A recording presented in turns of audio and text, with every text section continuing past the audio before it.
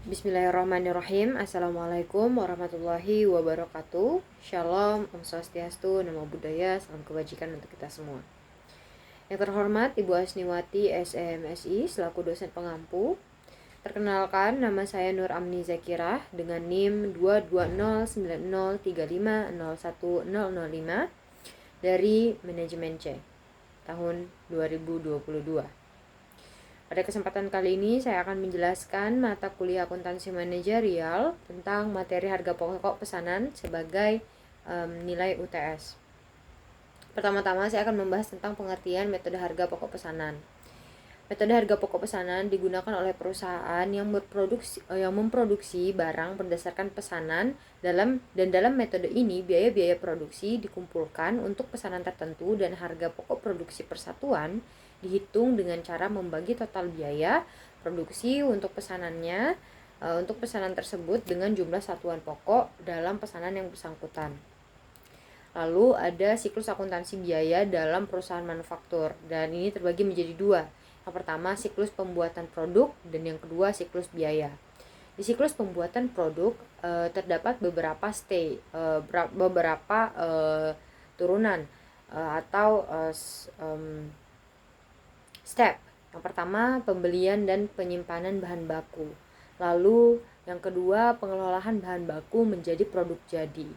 Lalu selanjutnya dari mengolah menjadi produk jadi, penyimpanan produk jadi dalam gudang. Dan selanjutnya siklus biaya. Di siklus biaya terdapat penentuan harga pokok bahan baku yang dibeli. Lalu setelah itu ada penentuan harga pokok bahan baku yang dipakai dan penentuan harga pokok bahan baku yang dipakai. Lalu selanjutnya pengumpulan biaya produksi. Setelah pengumpulan biaya produksi dilakukan, lalu selanjutnya adalah penentuan harga pokok produk jadi. Lalu terdapat ada karakteristik usaha perusahaan yang produksinya berdasarkan pesanan. Ada beberapa poin. Yang pertama, proses pengolahan produk terjadi secara terputus-putus. Lalu yang kedua, produk dihasilkan sesuai dengan spesifikasi yang ditentukan oleh pemesan. Lalu selanjutnya produksi ditujukan untuk memenuhi pesanan, bukan untuk persediaan di gudang. Lalu selanjutnya ada karakteristik metode harga pokok pesanan. Perusahaan memproduksi berbagai macam produk sesuai dengan spesifikasi pemesan, dan setiap jenis produk perlu dihitung harga pokok produksinya secara individual. Lalu biaya produksi harus digolongkan berdasarkan hubungannya dengan produk menjadi dua kelompok, yaitu biaya produksi langsung dan biaya produksi tidak langsung.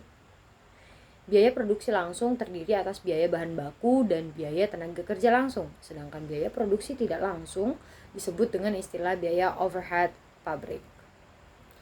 Biaya produksi langsung diperhitungkan sebagai harga pokok produksi pesanan tertentu berdasarkan biaya yang sesungguhnya terjadi. Sedangkan biaya overhead pabrik diperhitungkan ke dalam harga pokok pesanan berdasarkan tarif yang dibebankan di muka. Harga pokok produksi per unit dihitung pada saat pesanan selesai diproduksi dengan cara membagi jumlah biaya produk yang dikeluarkan untuk pesanan tersebut dengan jumlah unit produk yang dihasilkan dalam pesanan yang bersangkutan. Lalu terdapat manfaat informasi harga pokok pesanan. Yang pertama yaitu menentukan harga jual yang akan dibebankan kepada pemesan. Yang kedua, mempertimbangkan penerimaan atau penolakan pesanan. Lalu yang ketiga, untuk memantau realisasi biaya produksi. Yang keempat, menghitung laba atau rugi tiap pesanan. Terus yang kelima, menentukan harga pokok persediaan produk jadi dan produk dalam proses yang disajikan dalam neraca. Terus terdapat sistem pembebanan biaya. Biaya bahan baku dibebankan berdasarkan biaya sesungguhnya, karena setiap pesanan yang sudah selesai dikerjakan sudah bisa dihitung berdasarkan biaya yang diserap pada pesanan tersebut. Biaya tenaga kerja langsung juga dibebankan berdasarkan biaya sesungguhnya, karena besarnya biaya ini juga bisa dihitung setelah pesanan selesai.